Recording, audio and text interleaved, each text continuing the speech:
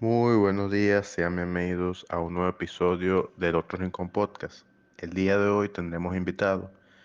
El día de hoy tenemos a Javier Marín, entrenador español del Panathinaikos Chicago. Este es un equipo fundado por inmigrantes griegos, bueno, fanáticos, como puede verse, fanáticos del equipo del gigante griego y que forma parte de la National Premier Soccer League, una liga semiprofesional en Estados Unidos que vendría siendo parte de una cuarta división, por decirlo de alguna manera. Marín tiene experiencia en su país, obviamente, también en high school, en, en la Universidad de Wisconsin Parkside, formando parte de su cuerpo técnico, y en la Academia del Barcelona. A pesar de su juventud, ha acumulado cierta experiencia y de parte de la misma viene a hablarnos hoy un poquito. Bienvenido, Javier. Empezar con lo obvio. ¿Cómo fueron tus inicios en el mundo del fútbol? Bueno, yo creo que como todo el mundo, los inicios fueron de pequeño porque jugabas este deporte en el patio del colegio y fue lo que más me gustó. En España era prácticamente lo que siempre se jugaba y además pues dio la casualidad que yo cuando era pequeño en ese momento veía mucho fútbol. Recuerdo que teníamos en una habitación una pequeña tele de blanco y negro y ahí veíamos veía muchos de esos partidos de incluso primera, segunda, tercera división de la Comunidad de Madrid, sobre todo, porque era una televisión local. Recuerdo ver al Getafe, al Leganés, al Rayo cuando no estaban en primera división y aparte al Real Madrid y todos los partidos que se echaban de la liga el fin de semana.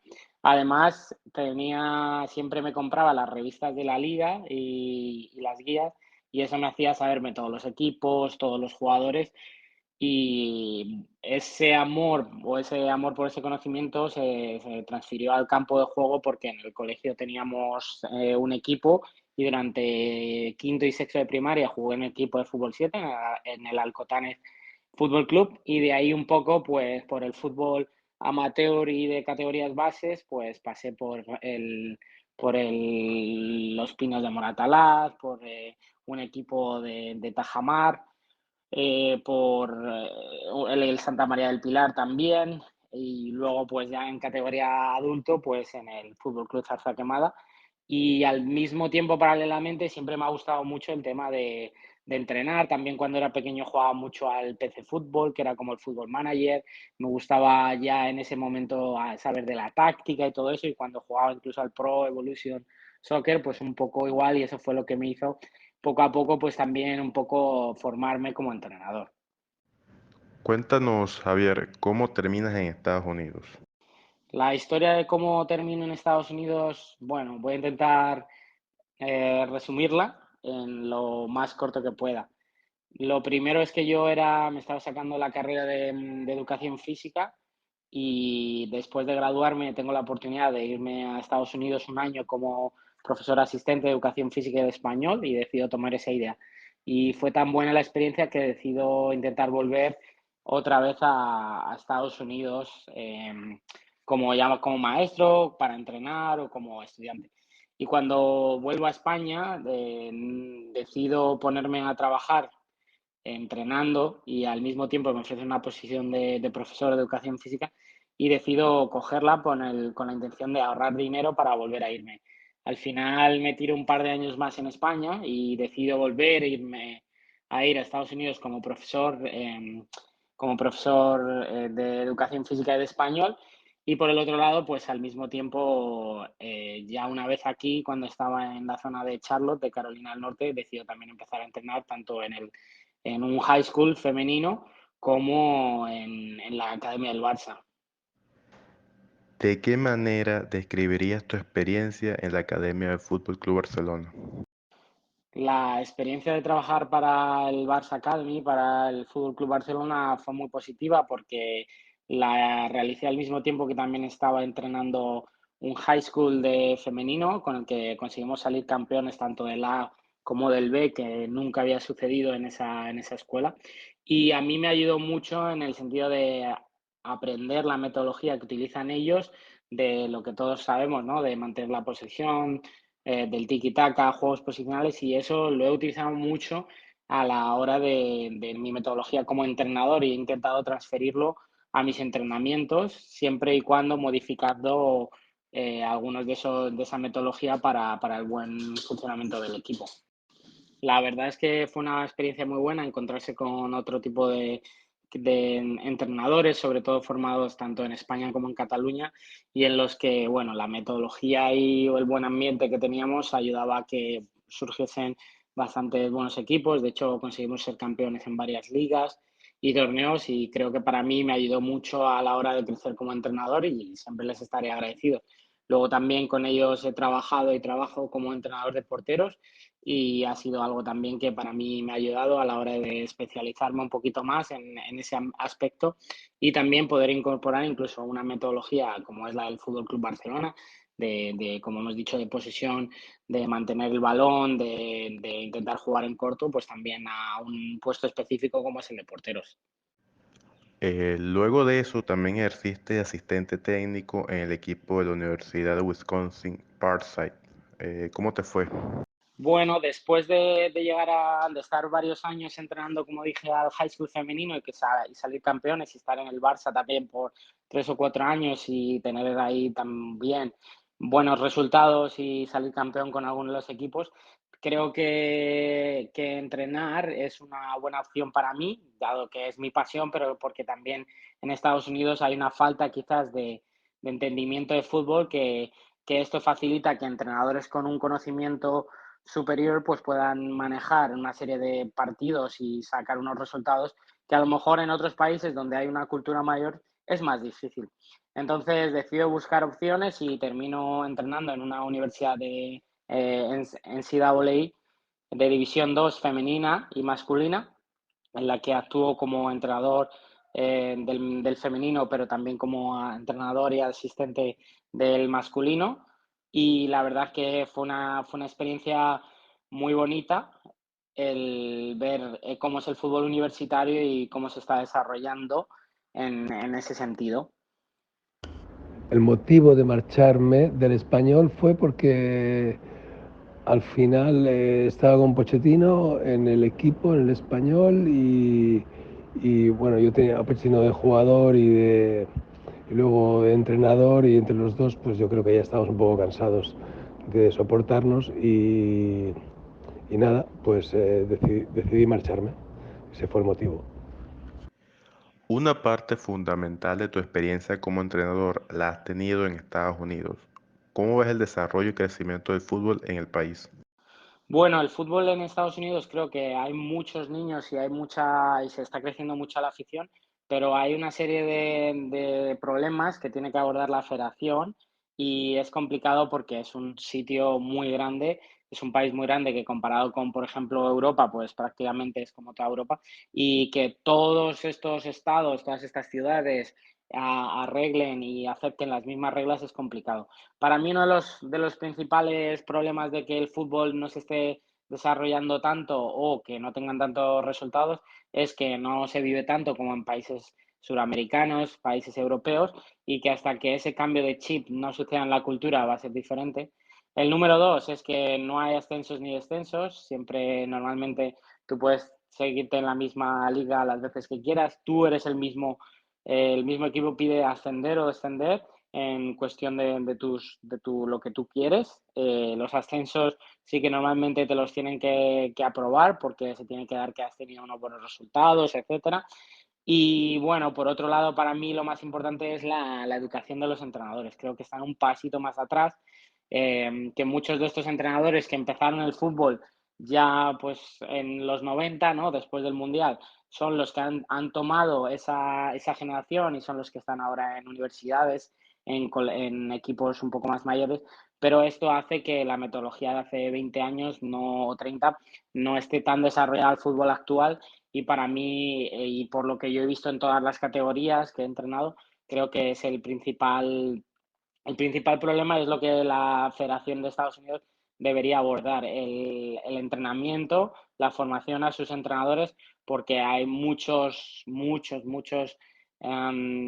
estilos y metodologías que se siguen aquí que no incluyen muchas de las técnicas y metodologías actuales y de las corrientes que necesitarían para que el fútbol suba un peldaño en este país.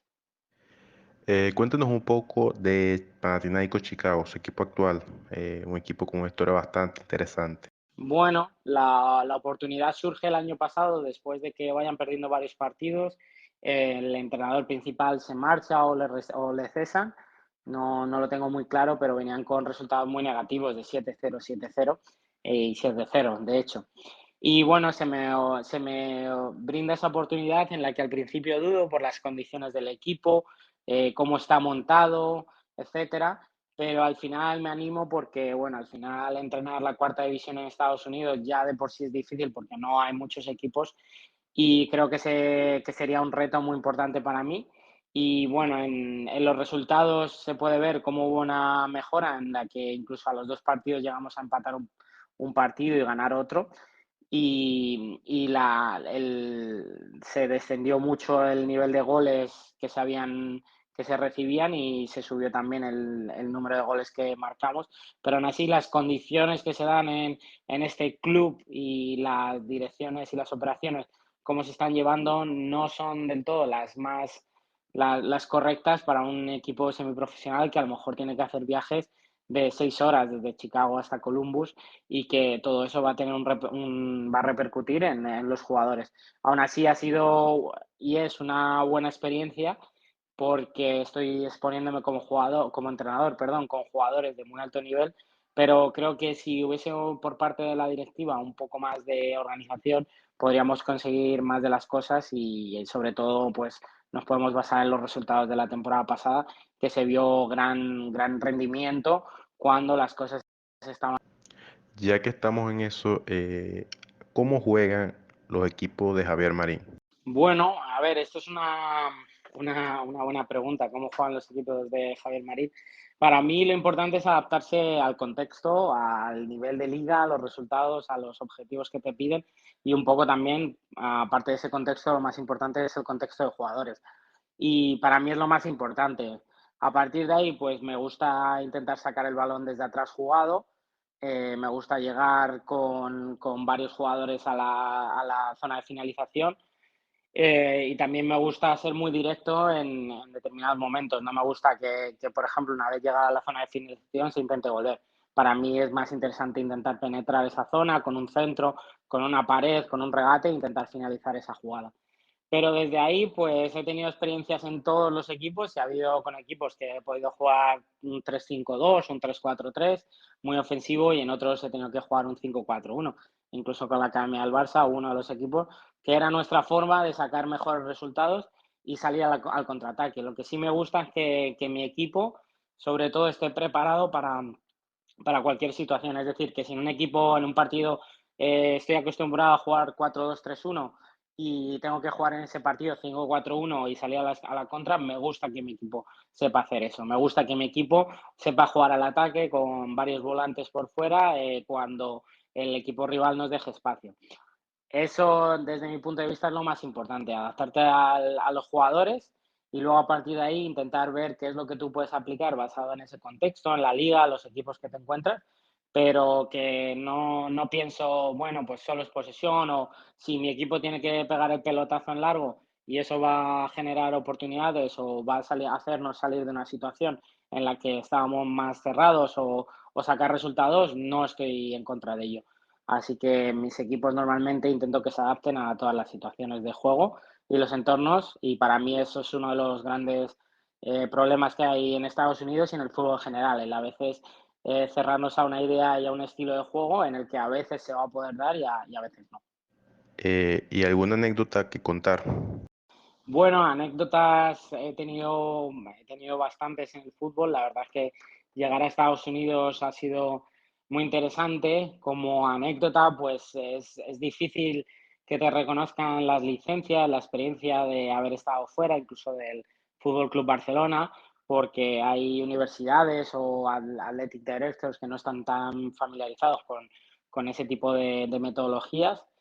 Pero bueno, anécdotas, pues he tenido de todas, como por ejemplo, pues en los viajes con el equipo universitario tenían que cantar las jugadoras que eran novatas y los entrenadores, Entonces, bueno, una jugadora me hizo una vez una broma sobre mí antes de que me tocase cantar y luego, bueno, pues en mi canción en inglés, pues al mismo tiempo, siguiendo un poco la letra de la canción, le dije como que si la habían visto sin haber marcado, si la habían visto alguna vez marcar un gol, porque yo no, y era algo como así decía la canción que decía Have you ever seen the rain? Pues era un poco siguiendo eso.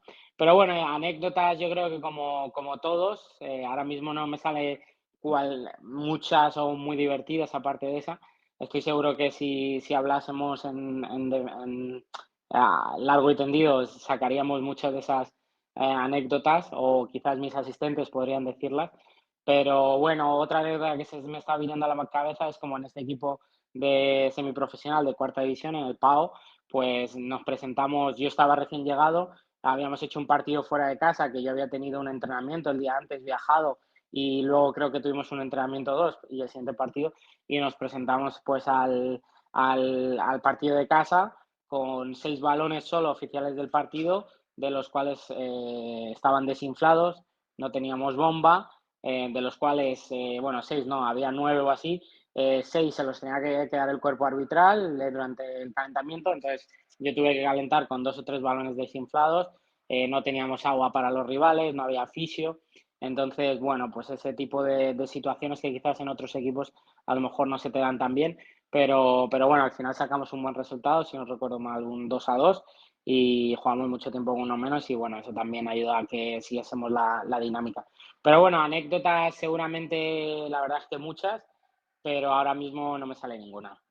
Javier, también estuviste como voluntario unos meses para Samoa. ¿Podrías contarnos esa experiencia? Bueno, esta oportunidad surgió a través de internet. Vi una oferta que estaban publicando que necesitaban scouters voluntarios para la Federación de Samoa. Y bueno, fue un proyecto muy interesante en el que ellos lo que estaban intentando era encontrar más jugadores que tuviesen descendencia samoana o que hubiesen vivido en Samoa para subir el nivel de las selecciones nacionales.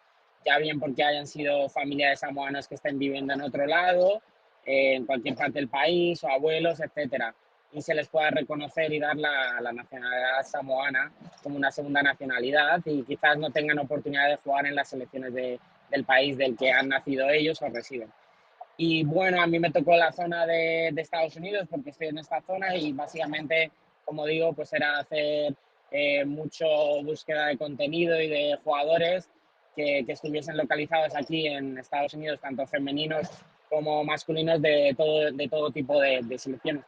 Y la forma de buscarlo era bastante interesante, tenían varias formas de buscarlo. Y bueno, sé que gracias a ello, por ejemplo, ahora mismo estaban jugando el clasificatorio, si no recuerdo, el sub-17 y masculino y 7 jugadores o 9 eran de fuera, es decir, que habían sido reclutados gracias a este proyecto. La verdad es que fue una experiencia interesante, no fue del todo muy interactiva porque, bueno, al final, pues la distancia básicamente era encontrar este tipo de jugadores, mandarles un formulario y ya la federación se encargaba de gestionarlo todo. Pero bueno, sí que me pareció una forma interesante de conocer un poco más el fútbol de Oceanía y un poco pues una estrategia de reclutamiento que me parece interesante y que se puede aplicar a otro tipo de países. Ya para culminar, Javier, ¿qué consejo le das a los jóvenes que recién comienzan en este deporte? Bueno, para mí, respecto a qué consejo daría, yo daría que si siempre tienes pasión por algo y tu pasión es el fútbol, le vas a poner más horas de las que debes y vas a estar más dispuesto a echarle esas más horas, a aceptar un sueldo más bajo. Y yo lo que les digo es que lo acepten, que cojan posiciones, que se equivoquen, que a lo mejor es una posición que no te cuadra del todo, pero al final es lo único que tienes o es algo que te va a hacer subir de categoría, como a mí, por ejemplo, coger una posición de asistente en la universidad, etcétera. Y bueno, que disfruten de este fútbol, que el fútbol también es muy difícil, tanto subir como mantenerse y que hay que estar preparado para ello.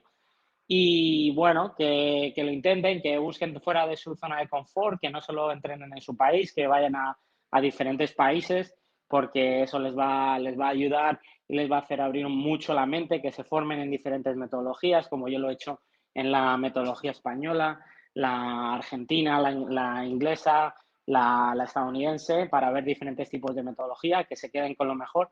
Y para mí una de las cosas que siempre digo es, el fútbol casi ya está inventado todo, si no lo está. Entonces, bueno, que cuando, por ejemplo, busquen un ejercicio, ¿no? Y lo pongan en YouTube, en un grupo de entrenadores, que está bien, pero, por ejemplo, muchas veces yo veo, de ejercicio defensivo, líneas compactas, etcétera, ¿no?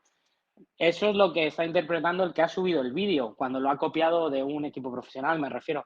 Al final, si ese entrenador profesional, digamos, es el Cholo, Ancelotti, no te dice qué es lo que quería él trabajar, tú estás suponiendo, pero lo más importante es que ese ejercicio lo recojan ellos y lo utilicen basado en un contexto, que ellos decidan el contexto que es, y que luego, sobre todo, que los entrenamientos sean en contexto, que intenten preparar todas las cosas en base a lo que se va a ver.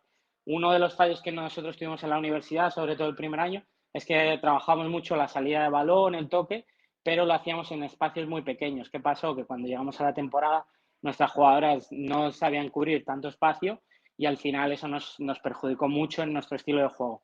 Pero eso es lo importante al final, que sea lo más parecido al juego, esas situaciones y a su estilo de juego y lo que los jugadores vayan a ver.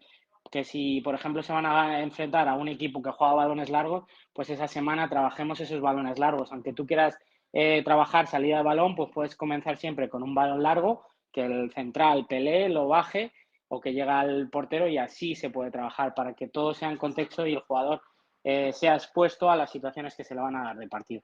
Y sobre todo que luchen, que el fútbol es muy bonito y que peleen por su sueño, que seguramente si pelean por su sueño, lo consiguen y el no siempre está adelante. Ahora está. No todo el mundo va a llegar a profesional, pero si al menos no lo intentas, nunca lo sabrás. Entonces, inténtalo, lucha por ello y vamos a ver qué eso es lo que se consigue. Y por último, quería agradecer a Juan que hiciese posible esta entrevista. A mí siempre me gusta compartir mi pequeño viaje en el fútbol y creo que de otras personas quizás puedan aprender algo o intentar hacer cosas como las he hecho yo o simplemente dar una serie de opiniones. Y la verdad es que me alegro mucho de haber hecho esta pequeña entrevista y espero que sean muchas más y sobre todo también de cara a los oyentes y lectores, pues abro mis redes sociales que creo que van a estar publicadas también con con los reportajes por si alguna vez quieren contactarse conmigo o quieren conseguir algún tipo de información, yo estoy disponible para ello y se la daría con mucho gusto. Muchas gracias por todo y nos vemos en la próxima. Y así culmino una charla súper interesante. Agradecerle a Javier por su tiempo y por dejarnos tan interesantes reflexiones e invitarlos a que se suscriban al podcast y estén pendientes de los siguientes días que vendrán muchas cosas muy interesantes. Gracias.